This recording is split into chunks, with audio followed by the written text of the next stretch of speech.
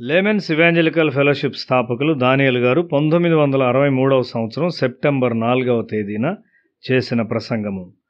పేతురు రాసిన మొదటి పత్రిక 3వ అధ్యాయం 15వ వచనము. మీ హృదయములయందు క్రీస్తును ప్రభువుగా ప్రతిష్ఠించుడి. మంచిని చేయుచున్నప్పుడు శ్రమపడుటకు మనం ఇష్టముగా ఉంటాము. తప్పు చేయుచున్నప్పుడు మనలను మనం సమర్థించుకొనకుండా ఉందాము. మనలను మనం సమర్థించుకొనుట ద్వారా కొన్నిసార్లు మన మనస్సాక్షిని పాడు చేసుకుంటాము. మనస్సాక్షిని పాడు చేసుకునే చాలామందిని గూర్చి మనం బైబిల్లో చదువుతాం. వారిలో కయీను ఒకడు. నీ తలంపులను గూర్చి జాగ్రత్తగా ఉండుము, నిన్ను జయించుటకు పాపము నీ వాకిట పొంచి ఉన్నది అని దేవుడు చెప్పాడు.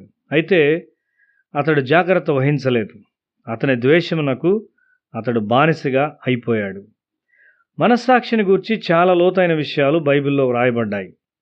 మన మనస్సాక్షిని శుద్ధి చేయుటకు తన రక్తమును చిందించి యేసుక్రీస్తు మరణించాడు.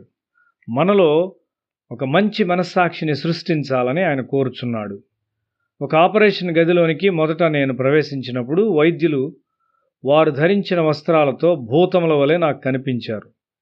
ఫ్యాన్లు పనిచేస్తున్నాయి, శబ్దం వినిపిస్తూ ఉన్నది, అవి గాలిని శుభ్రపరచును.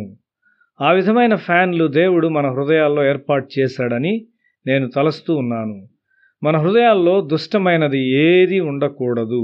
నేడు ఆ దుష్టత్వము నీ వైపు వచ్చును, రేపు అది నీ పిల్లల వైపు వచ్చును. వాక్యము చదివి ప్రార్థిస్తూ ఉండగా ఆ ఫ్యాన్లు నీ హృదయంలో తెరవబడును. ఒక ప్రార్థన కూటములో ఎవరో ఒకరు తన కొరకే ప్రార్థన చేయుచున్నప్పుడు అది నా హృదయంలో పనిచేస్తూ నన్ను శుభ్రపరుస్తుంది.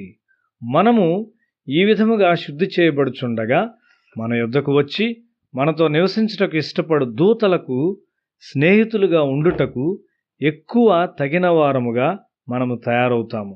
అబ్రహాము ఇంటికి దూతలు వచ్చుట యాదృచ్ఛికమని తలంచవద్దు. అది ఒక పవిత్రమైన వాతావరణం కాబట్టి వారు రాగలిగారు. ఒక శుభ్రమైన మనస్సాక్షితో ఎక్కువగా దేవుని సమీపించుదాము. ఒక పవిత్రమైన మనస్సాక్షిని కాపాడుకొనుటకు నేను ఎల్లప్పుడూ ప్రార్థిస్తూ ఉంటాను. ఆ విధముగా చేయుట చాలా కష్టం. సంఘములలో కోశాధికారులుగా ఎన్నుకొనబడువారు మనస్సాక్షిని శుభ్రముగా కాపాడుకునేవారై ఉండవలసి ఉన్నారు.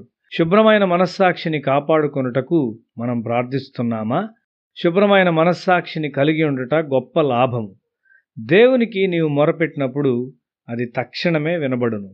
నీకు సహాయం చేయుటకు దేవుడు తోడై ఉండును. నీవు భయం కలిగి ఉండవు. దేవుడు ఎల్లప్పుడూ నీతో ఉండును.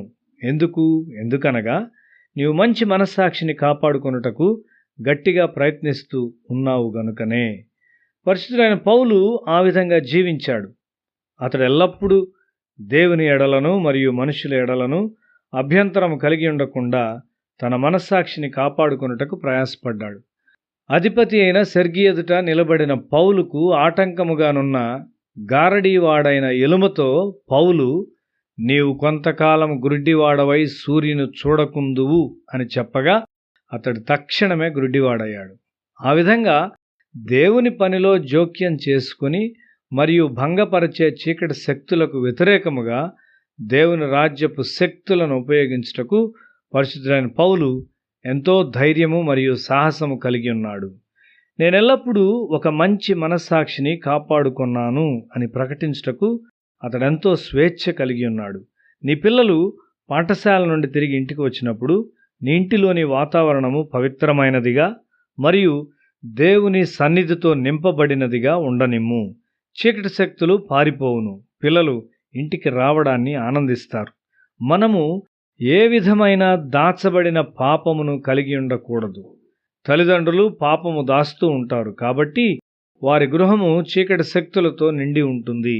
అయితే నీవు ఇప్పుడు నీ గృహాన్ని పరిశుభ్రపరుస్తూ ఉన్నావు. ఒక శుభ్రమైన వాతావరణములో నివసించుటకు నీవు నేర్చుకున్నావు. ప్రార్థన మరియు బైబిల్ పఠనము ఆ వాతావరణాన్ని సృష్టిస్తుంది. మీ మధ్యలో ప్రభువును పరిశుద్ధపరచండి. నీలో ఒక శుభ్రమైన మనస్సాక్షిని ఎల్లప్పుడూ కలిగియుండుము.